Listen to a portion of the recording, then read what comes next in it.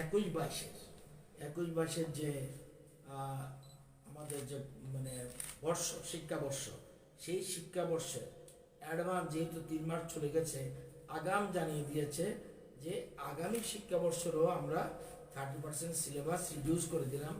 70% সিলেবাসের ভিত্তিতে আগামীতে পরীক্ষা নেওয়া হবে।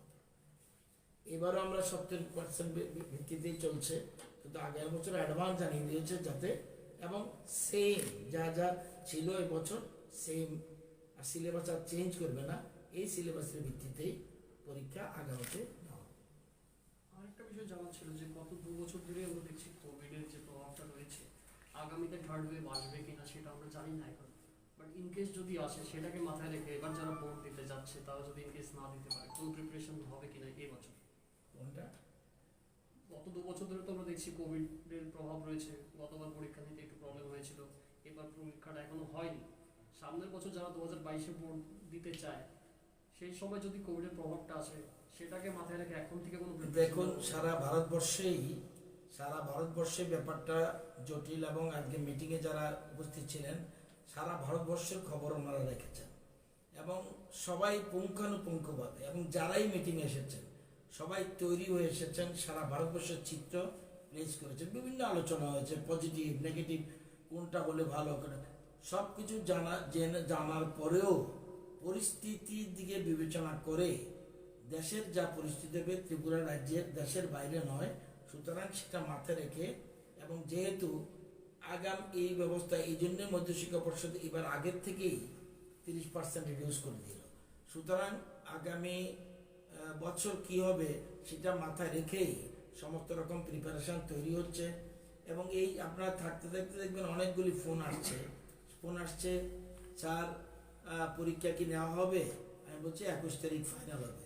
স্যার 9-এর যদি রেজাল্টটা ধরা হয় তাহলে তো আমরা অনেকে 10-এ উঠে ভালো রেজাল্ট করেছিলাম, সেটা কিছু করা যাবে না। যদি পরীক্ষা হয় তাহলে একরকম, না হলে মূল্যায়ন কি হবে, মূল্যায়ন মানে রেজাল্ট কি হবে সেটা যা সিদ্ধান্ত নেবে এক্সপার্ট কমিটি হোক বা বোর্ড কর্তৃপক্ষ হোক, সেটা নিয়ে যদি কেউ স্যাটিসফাইড না হয় তাহলে সে তার জন্য প্রভিশন রাখা। সিবিএসই তাই করেছে, যে যদি বোর্ডের সিদ্ধান্ত সেটা যদি এগ্রি না করে, তার যদি স্যাটিসফাইড না হয়, পরবর্তী সময় নর্মাল কোড যখন আসবে তখন সেই পরীক্ষায় বসার সুযোগ দেওয়া হবে।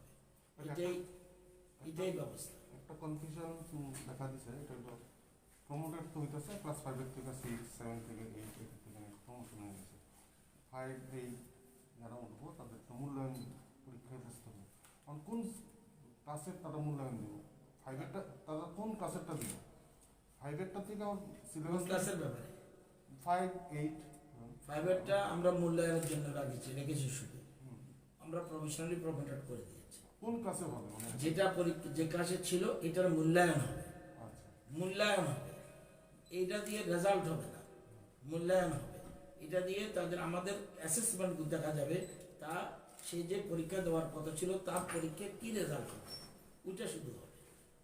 6-এর মূল্যায়ন না, 5-এরটা 5-এর মূল্যায়ন, 8-এরটা 8-এর মূল্যায়ন। 9-এ সে পড়বে কিন্তু মূল্যায়নটা হবে 8-এর, কারণ এটা আমাদের যেহেতু এটা পাস ফেল প্রথা চালু হয়েছে, আমরা ক্যাবিনেট সিদ্ধান্ত নিয়েছি এবং অ্যামেন্ডমেন্ট হয়েছে, রুলস অ্যামেন্ডমেন্ট হয়েছে আমাদের ত্রিপুরাতে, সেজন্য এই পদ্ধতি গ্রহণ করা হচ্ছে। আরেকটা বিষয়, এবার কোভিডে তো অনেক আক্রান্ত হয়েছে, কয়জন শিক্ষক এফেক্টেড হয়েছে, মারা গেছে, এই ধরনের তথ্য আপনার? না, এই মুহূর্তে নেই, কিন্তু ওয়ার রুমে প্রায় 3 শতাধিক রাজ্যের যতগুলি ওয়ার রুম আছে, আমাদের রাজ্যের 6টা ডিস্ট্রিক্টের 6টা ওয়ার রুম রয়েছে, সেই ওয়ার রুমে শিক্ষক শিক্ষিকারা তাদের নিজেদের প্রত্যেক দিন অতিরিক্ত ডিউটি করছে ওয়ার রুমে, এবং তারা এটা একটা তাদের দায়িত্ব কর্তব্য মনে করে।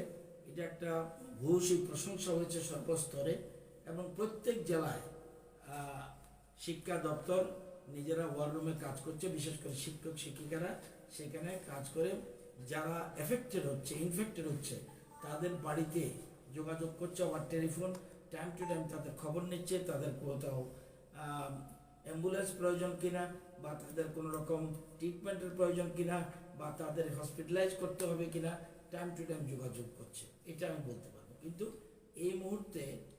এই মুহূর্তে কতজন ইনফেক্টেড হয়েছে বা কতজন মারা যায় এই মুহূর্তে নেই। তবে যেহেতু আপনি বলেছেন, সেটা আমরা একটা সার্ভে করে দেখব।